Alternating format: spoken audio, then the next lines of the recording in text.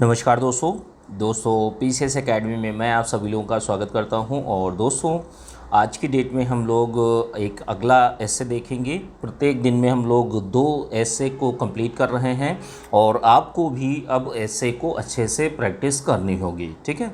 और आज का जो निबंध है डिजिटल अर्थव्यवस्था पर है, काफ़ी चर्चा में भी रहा था, तो यह काफ़ी इम्पोर्टेंट भी है।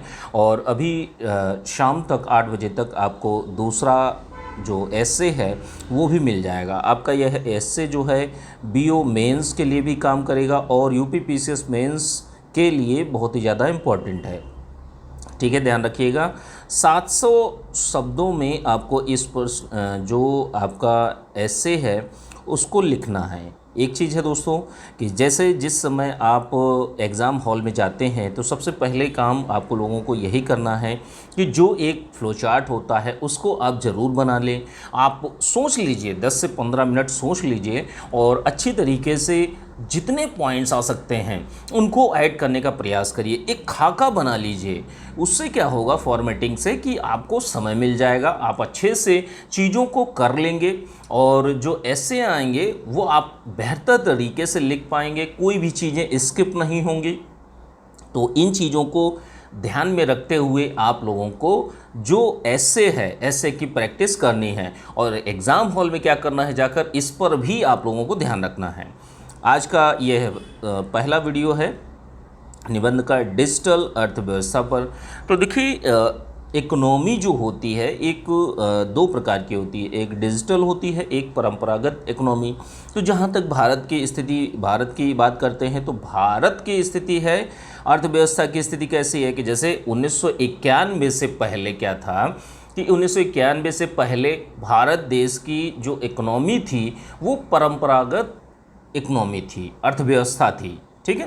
परंपरागत अर्थव्यवस्था थी, ट्रेडिशनल एक इकोनॉमी थी, क्योंकि उस समय ज़्यादातर कार्य जो थे आज़ादी के बाद, स्वतंत्रता के बाद भारत अपने आप का विकास कर रहा था। भारत अपने हर तरीके से संसाधनों का प्रयोग करते हुए, जो लोग थे मानव संसाधन का प्रयोग करते हुए, प्राकृतिक संसाधनों का प्रयोग करते हुए देश का विकास हो रहा था।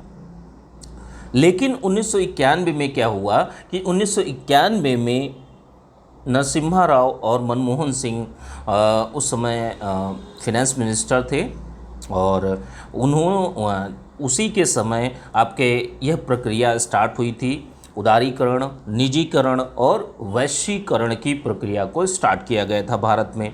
अब देखिए, 1991 से पहले परंपरागत अर्थव्यवस्था थी, जिसमें क्या होता था कि समस्त क्रियाएं जो हैं बिना सूचना संचार साधनों के होती थी। जितने भी क्रियाएं थीं वो कैसी थी, कोई भी काम है वो मनुष्य के माध्यम से किया जाता था। सूचना और संचार के माध्यम नहीं थे तो उतना विकास भी नहीं हो पाया था, तो उतना प्रयोग भी नहीं हो रहा था सूचना संचार प्रौद्योगिकी का। लेकिन डिजिटल अर्थव्यवस्था की शुरुआत, जो प्रॉपर शुरुआत होती है, वो भारत ने प्रधानमंत्री नरेंद्र मोदी जी ने डिजिटल इंडिया मिशन की शुरुआत की थी 1 जुलाई 2015 को। ध्यान रखिएगा, डिजिटल अर्थव्यवस्था की यहीं से शुरुआत होती है, जिसको कैशलेस इकोनॉमी भी कहा जाता है, ठीक है। क्योंकि ज़्यादातर कार्य जो हैं वो आपके ऑनलाइन होंगे। ज़्यादातर कार्य कैसे होंगे, ऑनलाइन होंगे। तो इसका लक्ष्य क्या रखा गया, लक्ष्य ये रखा गया कि सशक्त समाज और ज्ञानवान अर्थव्यवस्था, कि मतलब ज्ञान आधारित अर्थव्यवस्था का निर्माण करना। अर्थव्यवस्था का जो संचालन, अब जैसे डिजिटल इकोनॉमी की बात आपको बतानी पड़ेगी कि आखिर डिजिटल इकोनॉमी क्या है। परंपरागत इकोनॉमी आप लोगों ने देखी। परंपरागत इकोनॉमी जो है, अर्थव्यवस्था जो है, इसमें समस्त क्रियाएं बिना सूचना प्रौद्योगिकी, सूचना संचार साधनों के बिना होती है, ठीक है, इसके रहित। इसमें क्या होता है, समस्त क्रियाएं जो होती हैं वो मानव द्वारा संपादित की जाती हैं, सूचना संचार साधनों का प्रयोग नहीं किया जाता है। अब डिजिटल इकोनॉमी की बात करते हैं। डिजिटल इकोनॉमी क्या होता है कि अर्थव्यवस्था का जो संचालन है, संचालन सूचना और संचार के माध्यम से होता है, सूचना और संचार के माध्यम से होता है। डिजिटल तकनीकियों का प्रयोग, इंटरनेट का उपयोग, कंप्यूटर का उपयोग, तो ये सारी चीज़ें होती हैं। डिजिटल इकोनॉमी डिजिटल तकनीकियों के प्रयोग से डिजिटल एक अर्थव्यवस्था का निर्माण होता है। इसमें जैसे व्यवसाय है, सामाजिक, आर्थिक, राजनीतिक, सांस्कृतिक क्रियाओं का जो आधार दिया जाता है वो डिजिटल इकोनॉमी ही माना जाता है। डिजिटल इकोनॉमी को इन सब चीज़ों का आधार माना जाता है। ध्यान रखिएगा, पूरा का पूरा बेस जो है वो आपका डिजिटल तकनीकियाँ या डिजिटल इकोनॉमी कहा जाएगा।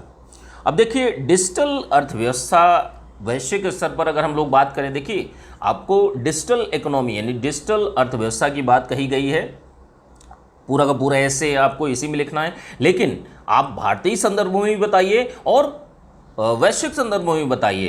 तो यहाँ पर अब इस पार्ट में आप लोगों को क्या करना है कि डिजिटल अर्थव्यवस्था के बारे में जानेंगे।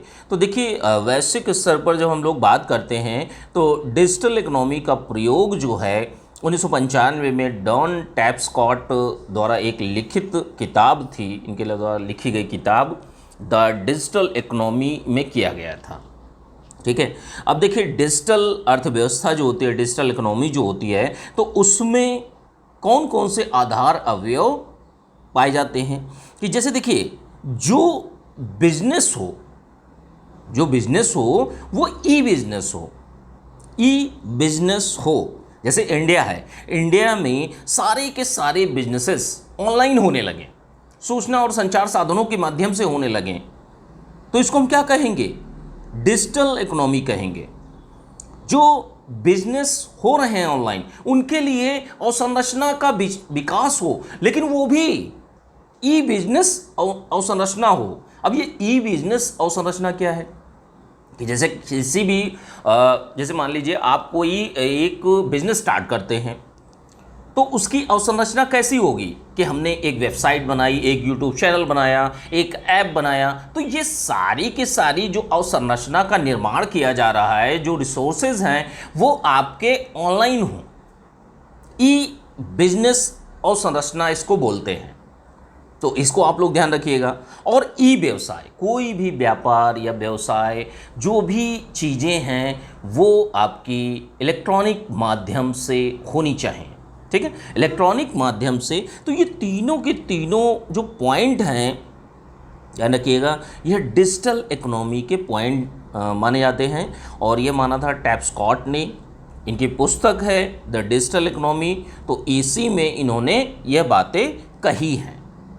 जैसे देखिए, डिजिटल इकोनॉमी का उपयोग जो है बेहतर रूप में अब लोग सोशल मीडिया के माध्यम से करते हैं कि जैसे आपका ट्विटर हो गया, फेसबुक हो गया, इंस्टाग्राम हो गया, व्हाट्सअप हो गया। तो इन सब के माध्यम से आप लोगों ने देखा भी होगा, इस चीज़ को फील भी किया होगा आप लोगों ने कि ज़्यादा से ज़्यादा व्यापार या बिजनेस जो भी चीज़ें हैं, यहाँ तक कि बैंकिंग भी अब ऐप के माध्यम से होने लगी है, सोशल मीडिया के माध्यम से प्रचार किया जाता है। आप सोच कर देखिए कि कहीं ना कहीं ये चीज़ें आपस में लिंक्ड हैं, आपस में ये चीज़ें लिंक्ड हैं। ई कॉमर्स की बात कर लीजिए, ई कॉमर्स में सारी की सारी चीज़ें आती हैं, जो भी ऑनलाइन सोशल मीडिया प्लेटफॉर्म के माध्यम से जो भी आप खरीद बिक्री करते हैं। तो आप सोच कर देखिए ना, सारी चीज़ें आप अमेज़न की साइट पे जाते हैं, एप्पल की साइट पे जाते हैं, वहाँ से सामान खरीदते हैं। ठीक है, फ्लिपकार्ट की साइट पे जाते हैं, आप ऐसे ही फेसबुक पे जाइए, देखिए सारे के सारे ऐड अलग अलग कंपनियों के आते रहते हैं आप लोगों के सामने। तो ये सारी की सारी चीज़ें सोशल मीडिया और ई कॉमर्स के माध्यम से रन करती हैं। इसके अलावा भी बहुत सारी चीज़ें हैं जो डिजिटल इकोनॉमी के अंतर्गत कार्य करती हैं। सोच कर देखिए कि अगर सूचना संचार तकनीकियाँ ना हों, तो क्या आप आज की डेट में कोरोना वायरस से संबंधित कोई भी चीज़ है, मान लीजिए कोरोना वायरस की कोई भी एक सूचना है, यूएसए से जारी की गई, अब उसको उस चिट्ठी को आने में अच्छे खासे दिन लग जाएंगे। तो कहीं ना कहीं ये डिजिटली जो इकोनॉमी रन कर रही है, जो अर्थव्यवस्था रन कर रही है, उसमें पूरा का पूरा बेस किसका है? सूचना संचार प्रौद्योगिकियों का, तकनीकियों का। तो यहाँ पर पूरा का पूरा जो ग्रैब किए हैं डिजिटल इकोनॉमी में, तो सभी के सभी सेक्टर आ जाते हैं। अब सारे के सारे बड़ी बड़ी कोचिंगें हैं वो ऑनलाइन आ रही हैं, बड़े बड़े बिजनेस हाउसेज हैं वो भी अब ऑनलाइन प्लेटफॉर्म को ही प्रेफर कर रहे हैं। ठीक है, तो इनके गुणों और अवगुणों पर भी हम लोग बात करेंगे। तो ये आपकी डिजिटल अर्थव्यवस्था किस तरीके से वैश्विक स्तर पर कार्य कर रही है। अब देखिए अन्य क्षेत्रों में है कि जैसे स्वास्थ्य के क्षेत्र में, अब जैसे मान लीजिए आपको कंसल्ट करना है यूएसए में बैठे एक डॉक्टर को, आप सोच कर देखिए आपको फिजिकली वहाँ पर जाना होता तो आपको कितनी कॉस्टिंग आती। अब आपने डिजिटल इकोनॉमी का प्रयोग करते हुए, सूचना और संचार प्रौद्योगिकियों का प्रयोग करते हुए आपने क्या किया, आपने कंसल्ट किया एक डॉक्टर को, आपने उससे प्रेस्क्रिप्शन लिए, ठीक है, जो भी दवाइयाँ या जो आपको समस्याएं थी आपने देख लिया। घर बैठे आप विदेशों से पढ़ाई कर सकते हैं यूट्यूब चैनल के माध्यम से या उनके पर्टिकुलर अवसंरचना के माध्यम से, जो भी प्लेटफॉर्म पे वो लोग पढ़ा रहे हों, ठीक है। आप घर बैठे यूएसए या ऑक्सफोर्ड की क्लासेस ले सकते हैं, सोच कर देखिए, लेकिन आपको अथॉरिटी लेनी पड़ेगी सबसे पहले। तो कहने का मतलब है आप आज की डेट में ज़्यादा दूर मत जाइए, अपने इंडिया में ही देखिए, आप घर बैठे किसी चीज़ की भी क्लास आप अपने घर में बैठकर ले सकते हैं, वो चाहे किसी ऐप के माध्यम से हो या जूम ऐप या अन्य कोई ऐप या यूट्यूब चैनल के माध्यम से। तो ये जो इकोनॉमी ग्रो होती है, डिजिटल इकोनॉमी, यही कहलाती है। सोच कर देखिए, सारी की सारी चीज़ें आपको दिखाई देनी चाहिए, ये चीज़ें आप देख भी सकते हैं, सारी चीज़ें। जब आपके अंदर एक विजुलाइज करने की क्षमता विकसित हो जाएगी तो चीज़ें आपको ज़्यादा रटनी नहीं पड़ेंगी, क्योंकि देखिए जितना अच्छा आप सोचेंगे उतना अच्छा ही आप लिखेंगे। बैंकिंग सेक्टर की बात करते हैं।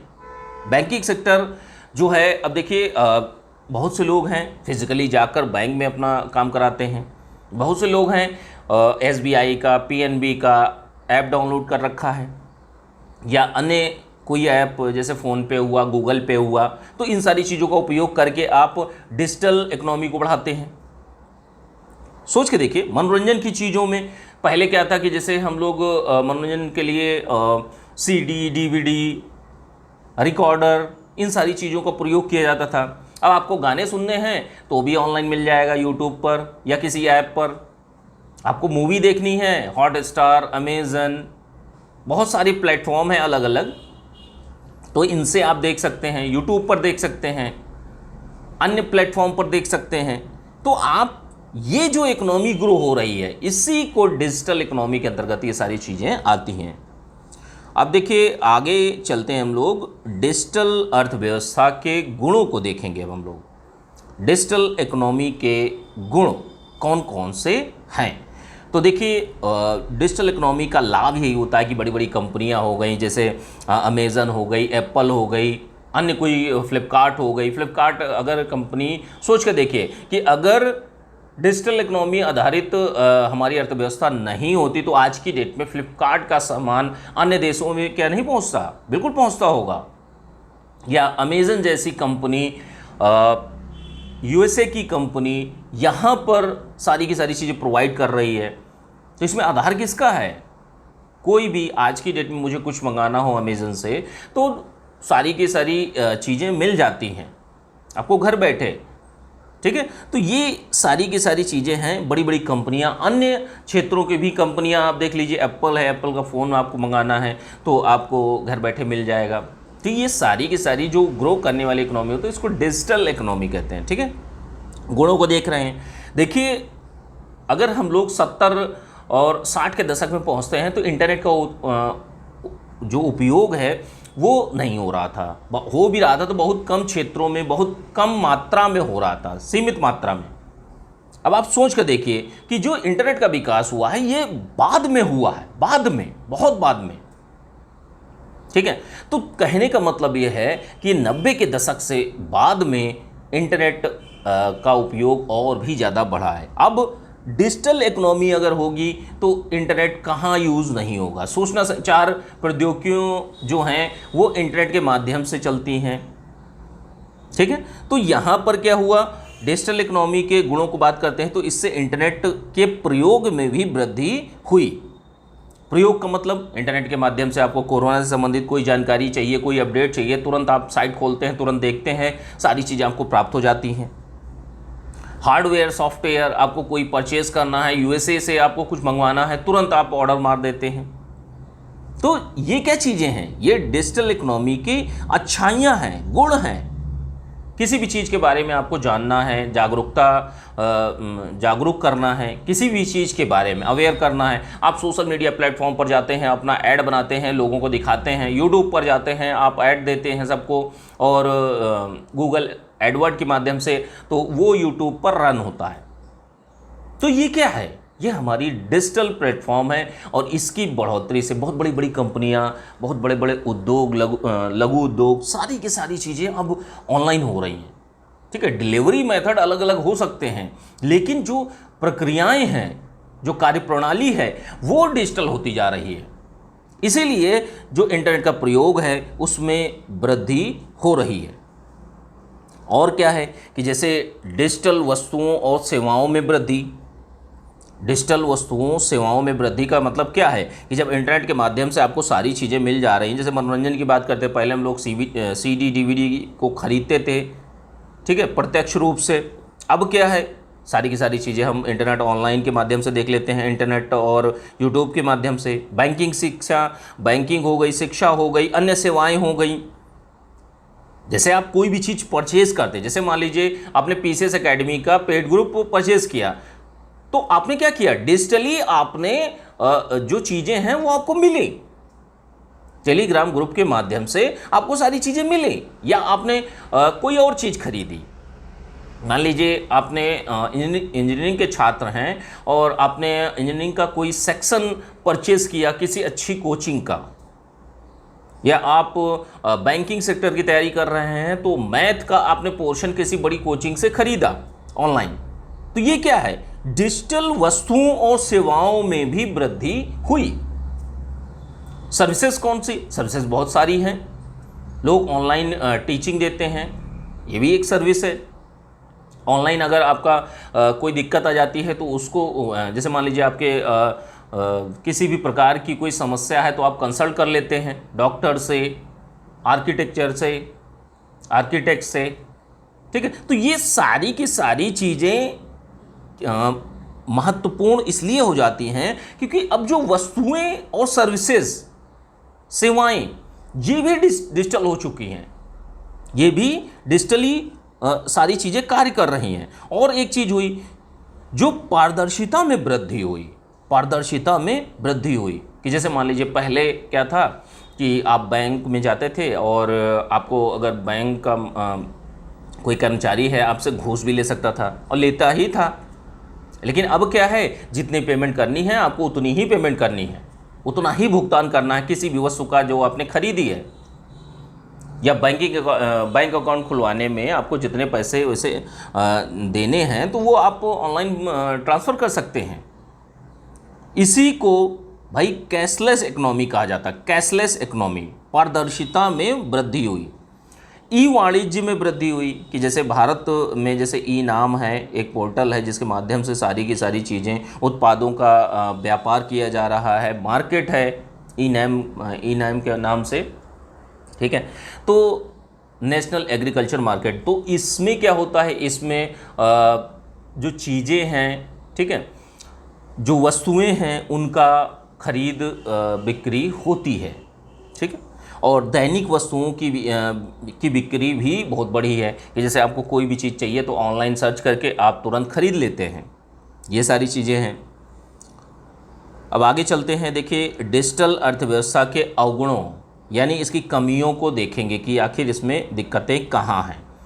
तो आप सोच कर देखिए, जैसे परंपरागत इकोनॉमी थी, जिस समय ट्रेडिशनल इकोनॉमी थी, परंपरागत अर्थव्यवस्था थी, तो उसमें क्या था, लोग काम करते थे, मानव काम करते थे।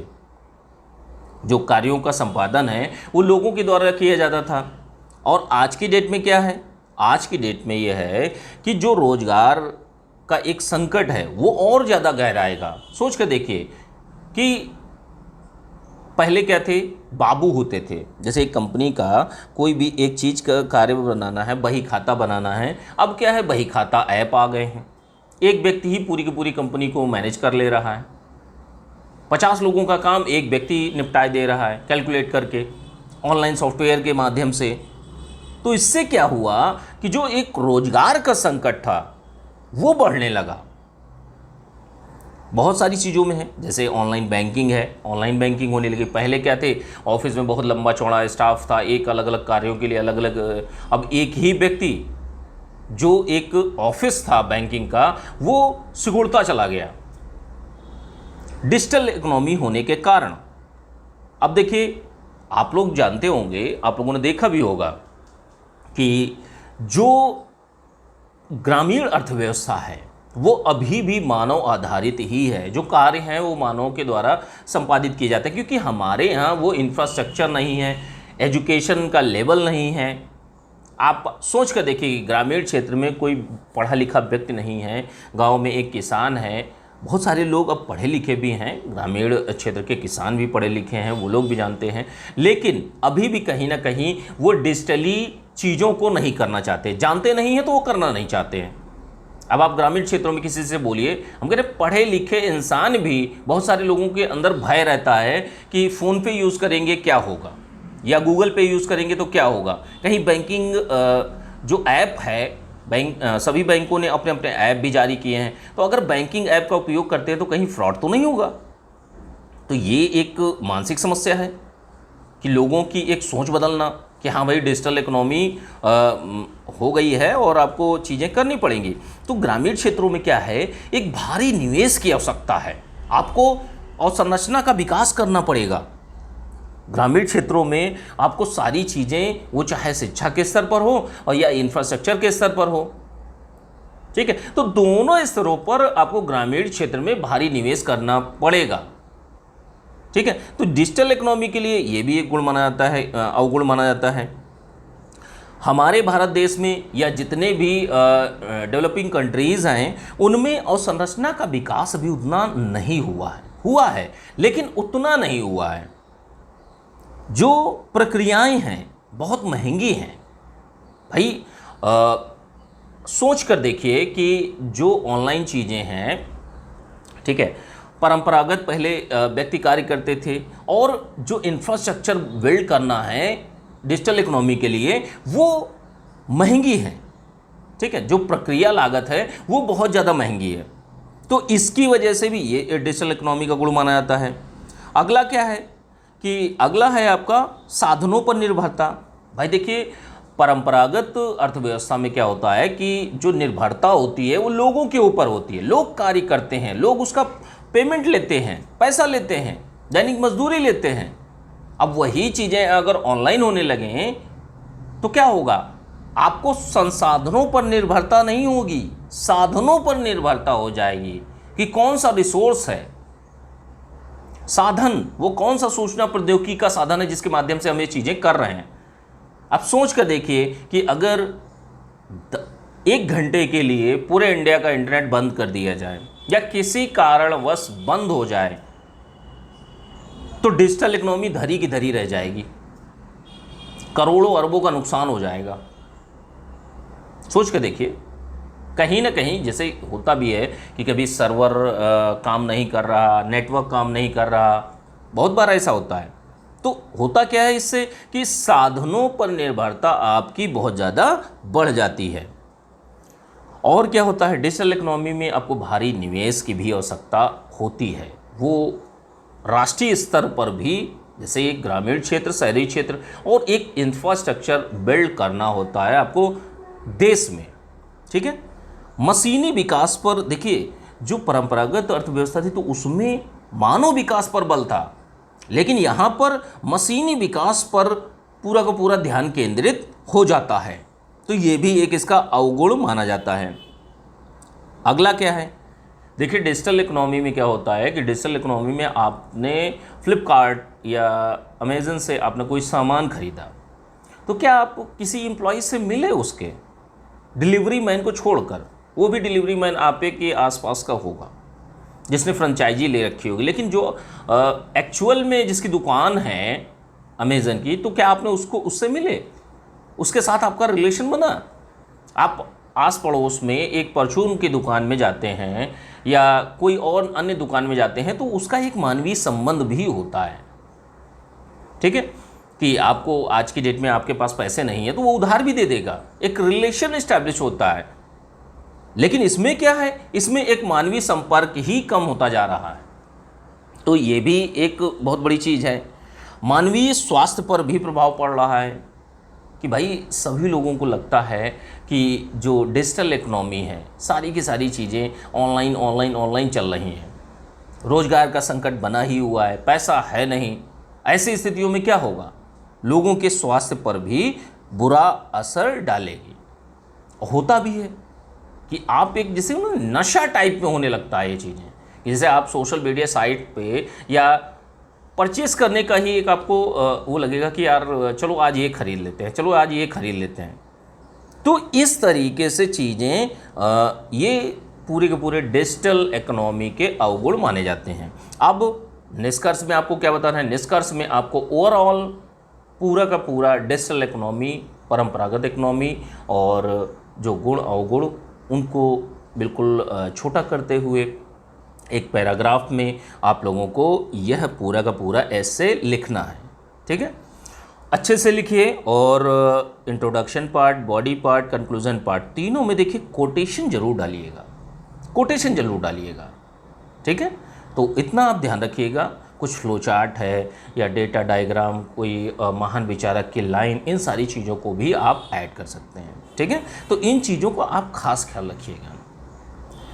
चलिए ठीक है, इस एस्से को, इससे की राइटिंग प्रैक्टिस आप ज़रूर करिएगा। ठीक है, चलिए ठीक है, थैंक यू।